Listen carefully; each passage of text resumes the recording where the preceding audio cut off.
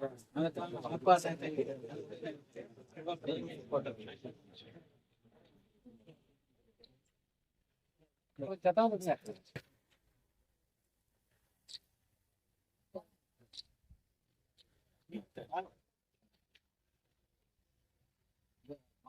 ஆர்ப்பாட்டம் நடத்தினதுக்கு உண்மைக்குமே தமிழ்நாடு அரசூழியர் சங்கம் ஏன்னா நம்ம இப்ப அரசூழியர் சங்கத்துல இருந்து இதே இடத்துல பல போராட்டம் இந்த ஐஎஃப்எச்ஆர்எம்எஸும் NHS அரசூழியர் சங்கம் பல போராட்டங்கள் நடத்துச்சு. ஆனா இப்போ என்ன போச்சுன்னா ஒவ்வொரு இடமும் நம்ம தோழர்கள் சொன்ன மாதிரி தான் இருக்கு. டெய்லியும் ஒரு 2 பேருக்கு எனக்கு மெசேஜ் வரும், இந்த மாதிரி ஹாஸ்பிட்டல் அட்மிட் பண்ணிட்டேன், இந்த மாதிரி எங்களுக்கு பேமெண்ட் வரல. ஸோ இதான பிரச்சனைகள் டெய்லியும் எல்லா தோழர்கள்ட்ட இருந்தும் வந்துட்டு இருக்கு. நீங்க இதை பாத்தீங்கன்னா இது என்னன்னா, இந்த அரசாங்கம் கார்பரேட்டை வளர்க்கும் விதமாக தான் இது கார்பரேட்டை கொடுக்குறாங்க. நம்ம கடுமையான போராட்டத்தையும் இப்போ நம்மளுடைய அரசூழியர் சங்கம், நம்மளுடைய ஆரம்ப வழி ஆசிரியர் கூட்டணி இந்த போராட்டத்தை மாவட்ட லெவல்ல இன்னைக்கு நடத்திட்டு இருக்காங்க. ஒவ்வொரு மாவட்டத்திலும் இந்த காப்பீட்டு திட்டத்தை எதிர்த்து இன்னைக்கு பரகட்ட போராட்டங்கள் நடத்திட்டு இருக்கு.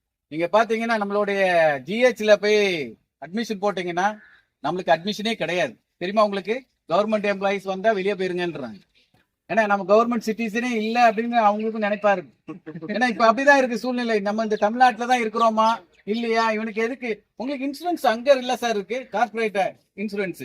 நீங்க அங்க போய் ட்ரீட்மெண்ட் எடுத்துங்க. நம்ம தூத்துக்குடி மாவட்டத்துல இருக்கக்கூடிய AVM ஹாஸ்பிட்டல், அந்த ஹாஸ்பிட்டல்ல நம்மளுக்கு அட்மிஷன் இருக்கா? யாராவது இங்க ட்ரீட்மெண்ட் எடுத்துக்குமா? அவனும் வெளியே போதான் சொல்லிட்டு இருக்கான். கழுத்தை பிடிச்சி தள்ளாத குறை, இங்க ட்ரீட்மெண்டே கிடையாது உங்களுக்கு கவர்மெண்ட் ஸ்டாஃபுக்கு அப்படின்னு சொல்லி அவனும் வெளியே தெரியும். நம்மளும் பல பெட்டிஷன் இந்த AVM ஹாஸ்பிட்டல் மேல நம்ம கலெக்டரேட்ட பழைய கலெக்டர் இருக்கும்போது 2-3 பெட்டிஷன் கொடுத்தோம். நீங்க லிஸ்ட்ல AVM ஹாஸ்பிட்டல் போட்டிருக்கீங்க, இன்னைக்கு வரைக்கும் எந்த ஒரு இதுவும் இல்ல. அவங்க அங்க கேட்டாங்க சொல்றாங்க எங்களுக்கு. இப்ப தோழர் சொன்னாரு, கவர்மெண்ட் எனக்கு ஃபண்ட் வரல. இது எப்படின்னா அந்த தண்ணி எப்படியே கம்மியாகி கடைசி ஊழியர்கிட்ட போகும்போது ஒண்ணுமே இருக்காது பாருங்க, அந்த மாதிரி தான். கவர்மெண்ட் தரலன்னு இவங்க சொல்றாங்க. அவங்க என்ன சொல்றாங்க, ஹாஸ்பிட்டல்ல நான் ட்ரீட்மெண்ட் எடுத்து கொடுத்ததுக்கு இன்ன வரைக்கும் 6 மாசத்துக்கு மேல பணமும் வரவும் மாட்டேங்குது. நான் என்னோட இன்வெஸ்ட்மெண்ட் இவ்வளவு இன்வெஸ்ட்மெண்ட் பண்ணி பேங்க்ல லோன் வாங்கி நான் ஒரு ஆபரேஷன் பண்ணேன்னா இவங்க கொடுக்கறதே எனக்கு 1 இயர் 2 இயர்ஸ் கழிச்சு தான் பேமெண்ட் வருது. இப்படி இவங்களுக்குள்ள உள்ள போட்டியில நம்மளுடைய உயிர்களை பணயம் வைத்து இன்னைக்கு செயல்பட்டு இருக்காங்க. நீங்க ஹாஸ்பிட்டல் அட்மிட் பார்த்ததும் உங்களுக்கு ஆபரேஷன் எல்லாம் நடக்குதுன்னு நினைச்சிட்டு இருக்கீங்களா? அதெல்லாம் கிடையாது. இன்சூரன்ஸ் கிளைமுக்கு தான் அனுப்புறோம். நீங்க அட்மிஷன் போட்டதும் நேர இன்சூரன்ஸ் கிளைமுக்கு அனுப்பிச்சுதான் 10,000 ரூபாய் 20,000 ரூபாய் தான் போடுறான். அப்பவே உங்களுக்கு ஸ்லோவான ட்ரீட்மெண்ட். நீங்க இங்க இருக்கக்கூடிய பிரைவேட்ல இருக்கக்கூடிய இந்த NHS இருக்கட்டும், இந்த விப்ரோவா இருக்கட்டும், இவர்கள் எல்லாம் பணம் சம்பாதிப்பதற்கான ஒரு இதுதான் வச்சிருக்காங்களே தவிர மக்களுக்கு ஊழியர்களுக்கு நல்லது செய்யணும், மக்களுக்கு நல்லது செய்யணும் என்கிற நிலைப்பாடோடு எந்த ஒரு ஸ்கீமும் இங்க கொண்டு வரல. அரசாங்கம் அப்படிதான் இருக்கு. என்ன நினைக்கிறாங்க அரசாங்கம்? ஏன் அவங்களால நடத்த முடியாதா? இப்ப நம்ம பழைய போராட்டங்கள் நிறைய போராட்டங்கள் நம்மளுடைய GH வாசல்லே நிறைய போராட்டங்கள் நடத்தணும். நம்ம தோழருக்கு ஆபரேஷன் பண்ண மாட்டேன்னு சொல்லிட்டு வெளியே அனுப்பிச்சிட்டாங்க சீரியஸான இருக்கும்பொழுது. அப்புறம் நம்மளுடைய பீட்டர் தோழர் அப்புறம் வெங்கட் தோழரும் போய் சண்டை போட்டு அங்க ஒரு ஆர்ப்பாட்டம் நடத்தின பிறகுதான் அந்த ஆபரேஷனே நடைபெற்றது. அப்போ நம்மளுடைய உயிருக்கு இந்த தான் நிலைமை அப்படின்னு. முன்னாடி எல்லாம் ஒரு லைட்டா ஒரு உடம்பு சரியில்லைன்னா கைதிக்கு கூட உடனே உட்காந்து ஹாஸ்பிட்டல் உட்காந்து ட்ரீட்மெண்ட் பார்ப்பாங்க. இப்ப அதெல்லாம் கிடையாது. பல கட்ட போராட்டங்களை நடத்தி இப்போ கடைசியா ஒரு ஜீவோ வர வாங்கியிருக்கோம். அரசு GHல அரசு ஊழியர்களுக்கும் ட்ரீட்மெண்ட் கொடுக்கணும் அப்படின்னு சொல்லி. இது இன்னைக்கு நடக்கிறதுலாம் இல்ல, பல கட்ட போராட்டங்கள் நாம் நடத்தினதுக்கான ஒரு இதுதான் கொடுத்துருக்காங்க. அப்போ இந்த NHS எல்லாம் நம்ம வேண்டாம், நம்மளுக்கு தேவையே இல்லை.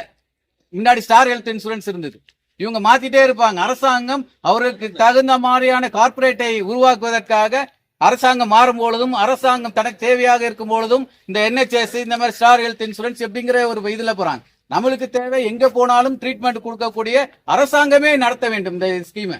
அதுதான் நம்மளுடைய சொல்றது. அதனால் வரக்கூடிய காலங்களில் நாம் இந்த போராட்டத்தை வலுவாக நடத்தணும். அதே மாதிரி IFHRMs பாத்தீங்கன்னா இன்னைக்கும் குளறுபடிகள். IFHRMs வந்துருச்சுன்னா இன்னைக்கு பென்ஷன் நிறைய பேர் வாங்காம இருக்காங்க. அதே போல் சம்பளங்கள் சரியாக வர மாட்டேங்குது. இன்னைக்கும் வராம தான் இன்னைக்கும் நிறைய பேர் இந்த நம்மளுடைய ட்ரெஷரியில படையெடுத்து கொண்டு இருக்கிறார்கள். அரசு ஊழியர்களா இருக்கட்டும், ஆசிரியர்களா இருக்கட்டும். இன்னைக்கு பல பிரச்சனைகள் இருக்கு.